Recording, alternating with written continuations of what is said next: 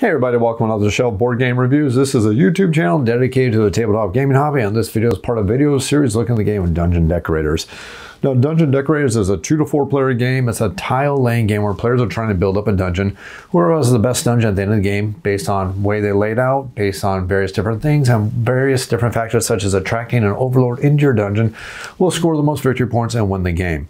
Now, this video is actually just a tutorial video for the game itself, but if you just want a quick overview, see some sample gameplay, or actually see my review of the game, check out the videos in the series. Come on back after a break for a full tutorial for the game of Dungeon Decorators.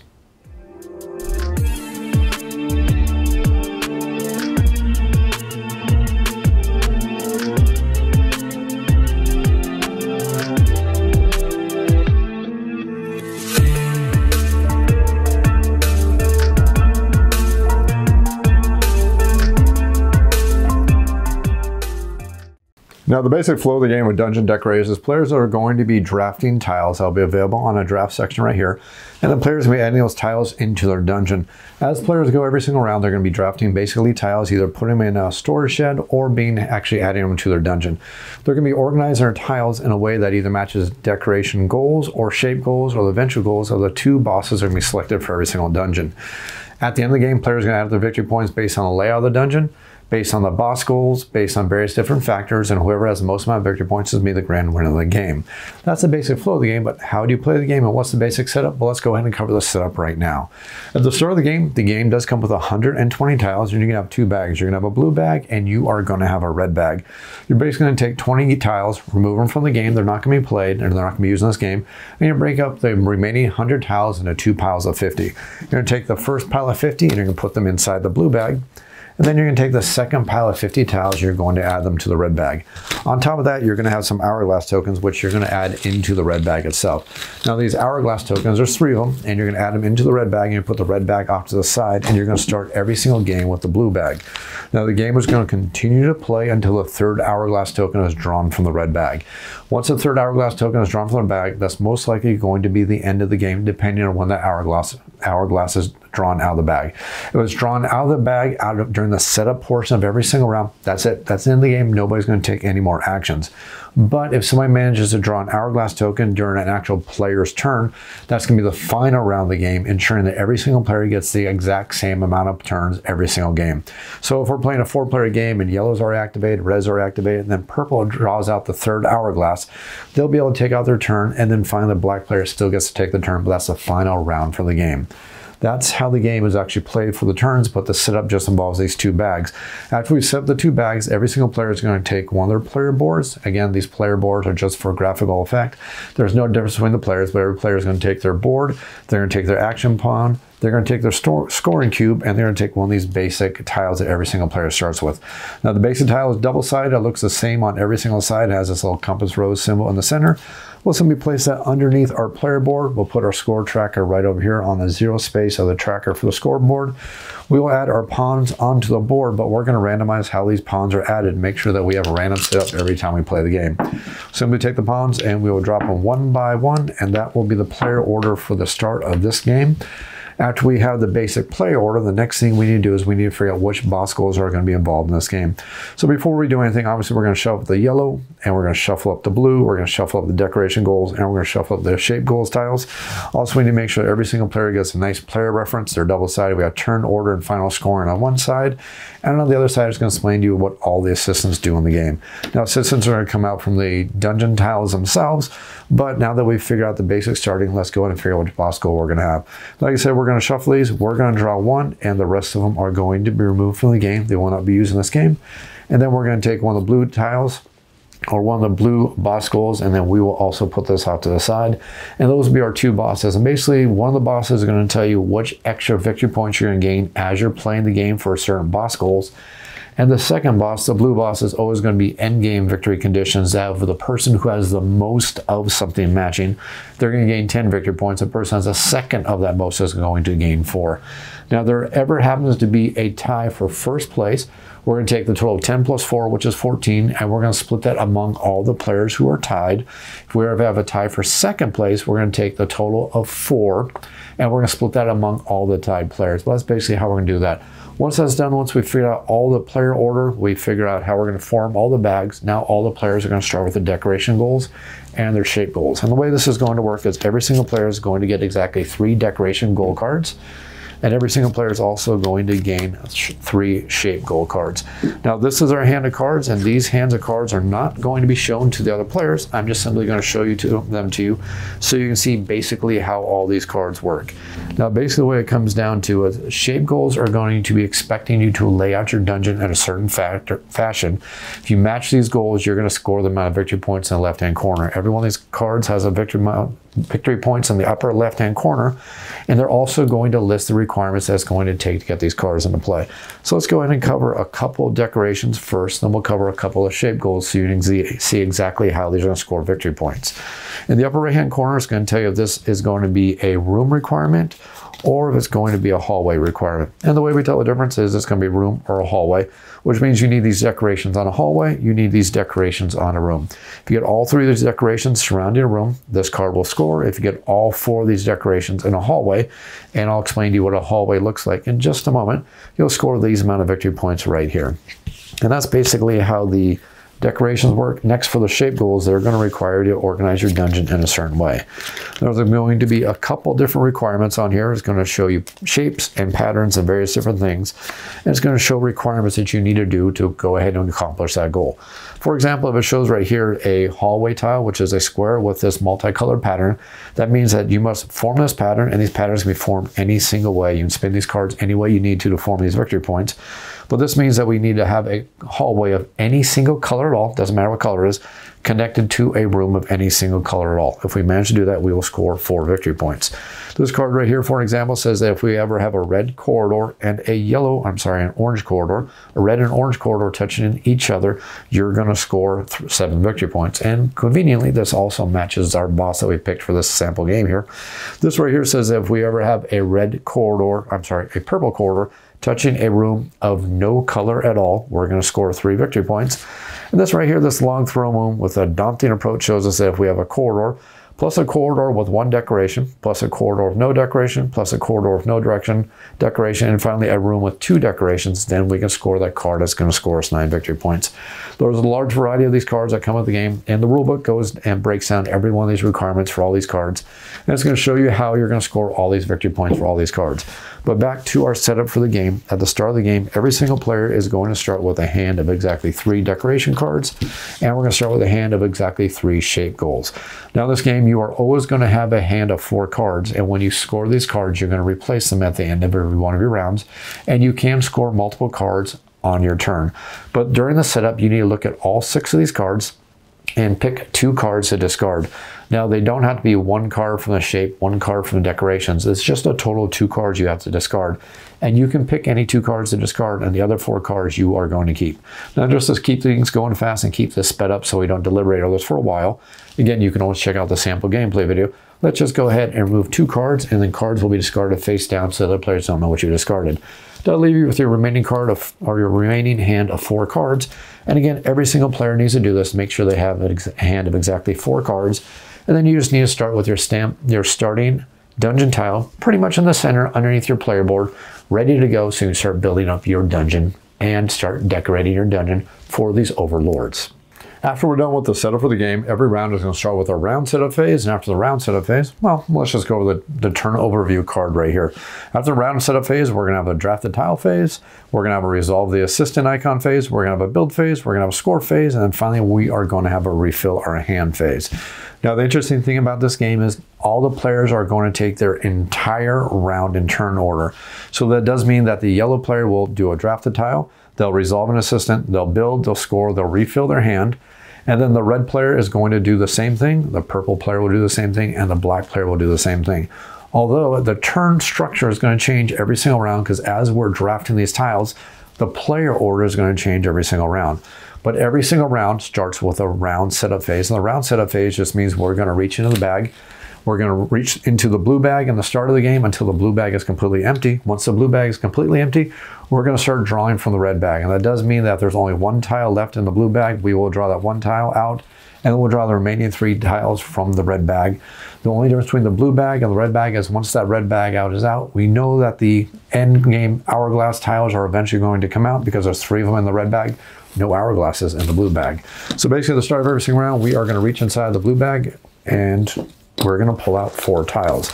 Now you're going to notice that every single one of these tiles on their back side, their decoration side, is going to show a whole bunch of symbols, and they are also going to have a number on the upper left hand corner. Let's not worry about the symbols just here for a moment. We're trying to show you the round setup, but for the round setup we need to put these tiles out in numerical order from lowest to highest. Player number 1 or future round player number 1 is going to get the lowest number.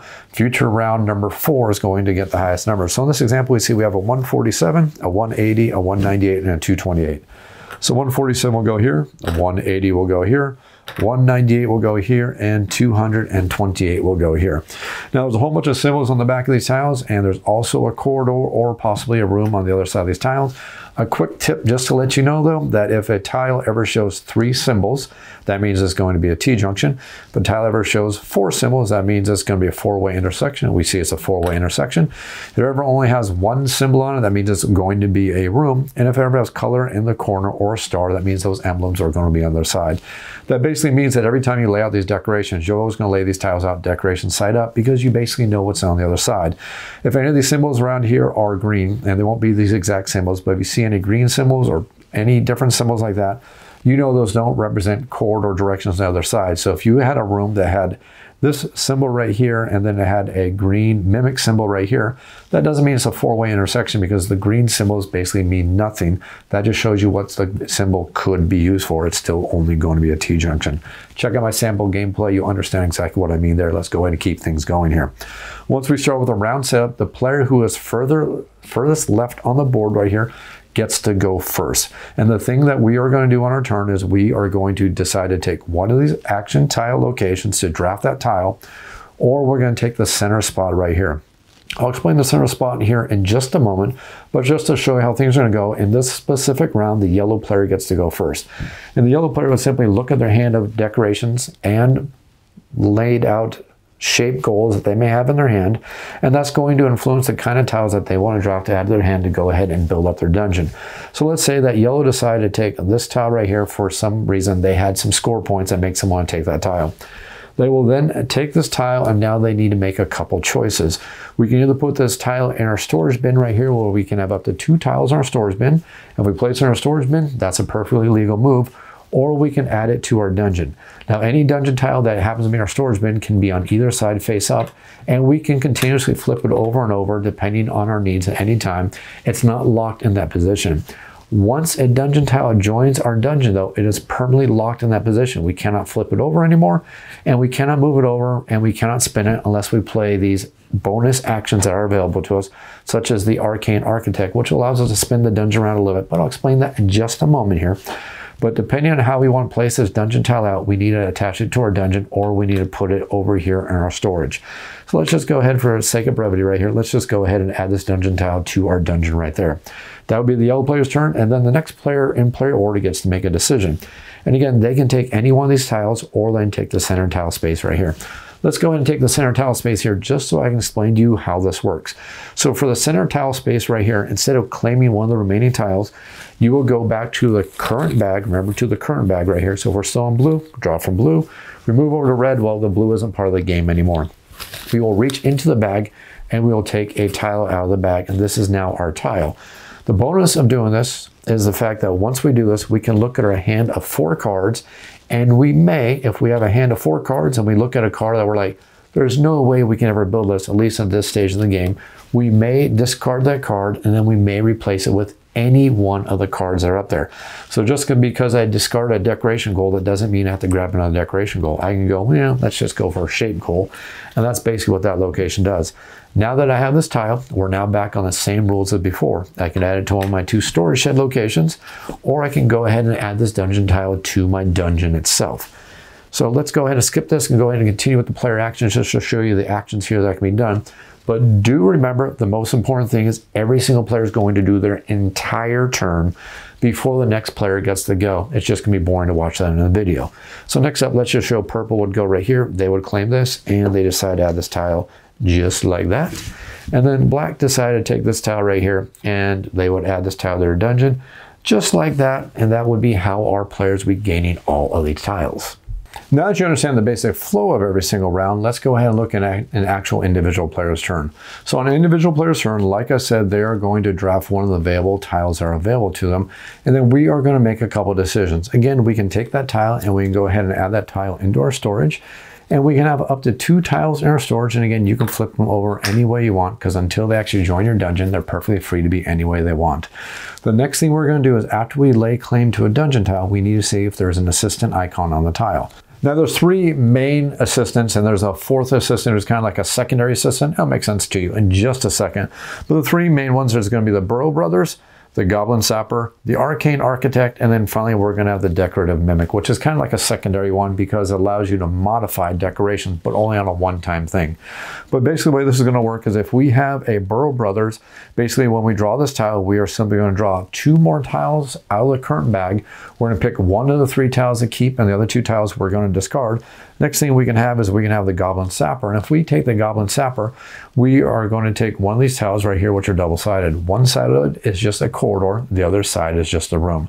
This tile operates just like any other typical dungeon tile in the game. And you're basically going to, when you play it out there, if it goes in your storage, you can keep it for later rounds, or you can play it out there immediately. And once it's down, it's pretty much locked in. Final thing we are going to have is the Arcane Architect. Now the Arcane Architect comes with a tile, and the Mimic itself also comes with a tile, which allow these 2 secondary things to be one-time use special tiles. Now these 2 tiles don't come with any special symbol, and again, you only get these special assistants if their symbol is present on the tile when you lay claim to the tile. If you don't lay claim to the tile, you don't get the special assistant. And again, we have tiles that don't have that symbol, as we see right here, and then we have tiles that do have the symbol right here. But basically, when you claim this tile right here, like I said, you're going to draw 2 more tiles from the bag. Pick one, discard the other 2. Now, if the one you keep has a symbol, you're not going to do it again. This one right here allows you to go ahead and take one of these bonus tiles like I've already suggested, but the Arcane Architect and the Mimic are going to give you these tokens, which give you some uses. I'll explain exactly what they use when I start talking about building a dungeon.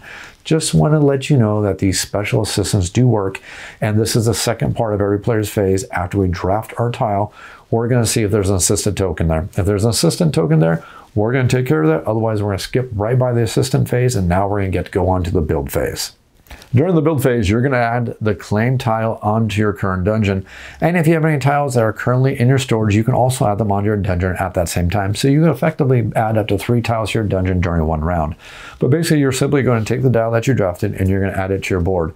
Now, if you add it to the corridor or add to your dungeon on the corridor side, you just must make sure that wherever you add this tile, it must lead from its current placement back to your starting tile. So that does mean that, for example, if we happen to have this right here on this example, I couldn't just add this tile onto our dungeon because this tile right here does not lead back to our starting tile. You must always build in a way that you're constantly leading back to your basic starting tile. If you fail to do so, you're breaking the rules. Additionally, you can add tiles onto the board, laying out corridors that do dead end into tiles that you already have placed. So this is a perfectly legal placement. Even though this tile right here dead ends right here, it still leads all the way back to our starting tile right here. And even though it dead ends in this tile, it's not breaking the rule. Now, the way this does break a rule is that you can never have a tile dead end into a decoration tile. Decoration tiles are the back end of all the tiles, and decorations are part of the way we're going to score when we go for scoring on the victory points. So this tile placement is totally illegal. We couldn't even add it onto our board at a later date by building this out here and just building this out along here and having it dead end into that decoration. No tile can ever dead end into a decoration. So this is illegal, but this right here would be perfectly legal. And now this is how the decorations work. Any decoration that's touching a wall tile, again, this is touching the wall on this room here, it's touching the wall in the room here, this decoration right here is touching the wall on the room here, and finally this decoration right here is touching the wall on this room right here. So these decorations are going and touching all these various different locations. Now this is one long hallway right here, And we also see that these decorations can also touch the hallways and build onto them just like that. So when we're looking for hallway decorations, we're looking for total contiguous hallways that lead all the way across that don't get broken up by rooms. So for example, if we had this laid out right here, we would have one long hallway that has one spiderweb decoration, one treasure chest location or decoration. It also has a key decoration. Now I couldn't add any decorations right here because again, these decorations are dead ending into corridors and we can never have that happen. Couldn't build this decoration right here because again, that would be totally illegal, but we could go ahead and build onto it just like this. And again, since this is one continuous hallway, now we have that this decoration is now part of the total dungeon right here. So in this example, this one hallway right here is decorated by keys. It's decorated by a treasure chest. It's decorated by a spiderweb. It's also decorated by a torch. So if we had a decoration goal that required us to have any of those things, we would go ahead and score the victory points for that by having that total decoration. And when it comes to decorating rooms, it's basically the same idea. We see that this room right now is currently decorated with a table, a torch, and with books. If this happened to be our current layout like this, we'd see that this room is currently decorated by a table, a spiderweb, and by books. And if we had this look like this, we'd see this room is currently decorated by a table, it is decorated by a pit trap, and it's also decorated by books. Now again, like I said, once a tile is down, it's permanently down, you cannot move it unless you spend one of your arcane architects.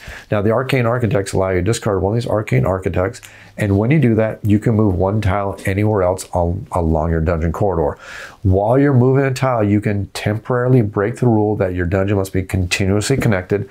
So for example, I can pick up this tile, temporarily breaking the rule because we said this is no longer connected, and then I could move this tile right over here. Why would I do that? Well, maybe because I had a card that required me to do so, but that is possible to do so. But the important thing to understand is when you use one of these arcane architects, you can move any one of your tiles to another location as long as it is a fully legal location. You cannot flip it over. That's totally illegal.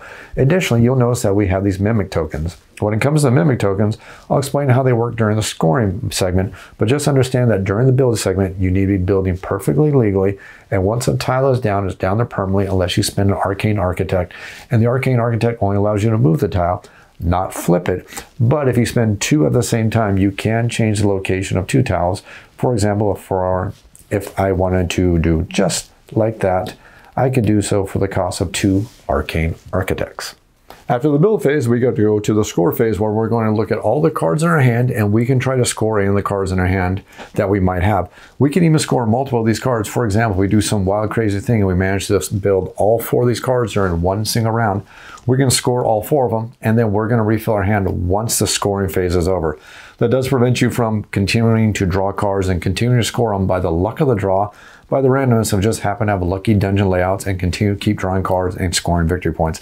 Doesn't work like that. You score as many of the cards as you can during the scoring phase, and let me show you just how exactly that could work. For example, let's say, for example, we happen to have this scoring card right here, which would give us 10 victory points if we had a room that happened to have a flag and also happened to have a table. Well, we do see that we currently have one room right now, which does have a table. It has a mimic, and it currently has books. Darn it, we can't score that tile. But yes, we can, because a mimic token can be discarded at any time for one time, at one time only, of only scoring one card. So I can't use this to make multiple cards score, but I can definitely use this to score one card one time only, to take any mimic shape, which is this green circle right here, and I can temporarily decide to make that shape any one shape in an effort to score one card. So I could spend that mimic token right now and turn that little mimic symbol into a flag. So that means I would have the flag, and that means I would have the table to score this room tile. I would gain 10 victory points, and I would simply discard this card face down. And the reason why we can discard them face down is some bosses are going to ask us how many certain cards we happen to have, but we're going to place that card face down, and then we'll go ahead and gain victory points. Now, the interesting thing about this game is when you successfully complete cards, you're going to score those cards immediately. But at the end of the game, you get the extra victory points for having stars in your dungeon, for different colors of your dungeon tiles, and also having the most of certain colors. And then we're also going to score for every one of the bosses. That's basically how we're going to do the scoring part of our card phase. Once we're done with the scoring part of our card phase, we are going to fill our hand back up to 4 cards. Now again, when you draw the cards, you can take from either decoration goals or the shape goals. It doesn't matter. You're not influenced by how many cards are left in your hand. You can pick from either deck and you simply just draw a card, add it back up to your hand, and then your turn is over. And then the next player in player order based on the pawns that are currently out here on the table is going to take their action to draft a tile, to go ahead and gain any special assistance from any tile that they may have possibly gained. They can build on their dungeon, possibly score cards, and they're going to fill up their hand also. Once all the players have gone through that phase, if there's any dungeon tiles left on the board, they will be discarded, and then that turn is going to be over. And if we're still in the blue bag, we're simply going to draw 4 more tiles out of the blue bag, and we're simply going to add them up to the board to go ahead and do the setup for the next round. And again, we'll be monitoring to the numbers, making sure that we're putting them in order from lowest number all the way to the highest number. And then the new round's player order is going to be based on the prior round's placement of the pawns. So now we see in the next round, when we start our next round after the setup phase, we're going to see our new player order is now purple, yellow, red, and black. So purple may draft, do all their actions, do their entire turn with that one tile. Then yellow may go and they will draft this tile, do all their actions for their entire turn. Then red may go, draft that tile, do their entire actions for the turn. And then finally black will go, draft this tile, and do all their actions for the turn. And you're going to see every single round, their player order is going to continuously change and modify and keep changing as we continue to do all the actions. We're going to keep doing all these actions until we get to the red bag, draw the third hourglass tile out of the red bag, and that's going to be the end of the game. At that point, we're simply going to add up all of our victory points. Whoever has the most amount of victory points is going to be the grand winner. But we already have our victory points for the shape cards and the decoration cards we managed to score. Additionally, we're going to gain extra victory points for every single star that is face up in our dungeon. And those stars do have to be face up. So for example, this star, which is part of the decorations, doesn't give us victory points, but this star and this catacomb side up on this dungeon does give us victory points. So in this example, we would see we would gain 9 victory points, not 15 victory points, because these stars which are face down do not give us any victory points. Next up, we're going to gain a certain amount of victory points based on the total different amount of colors we have in our dungeons on our dungeon tiles that are currently catacomb side up. So even though this is technically a red tile, it's not going to give us any victory points. But this is a blue tile that is blue tile side up, so it's going to give us victory points. So let's go and add a couple more tiles here just to show you how we can gain some extra victory points by doing everything we're doing on our turn. So we'd see that we have 3 different colors of tiles. So we're going to look simply at the chart right here. And we'll see that 3 different colors is going to give us 4 victory points. So let's go ahead and gain 9 plus a 4 for a total of 13 extra victory points. Then we're going to find the color that we have the most of, and we're going to gain extra victory points based on how many we have of that color.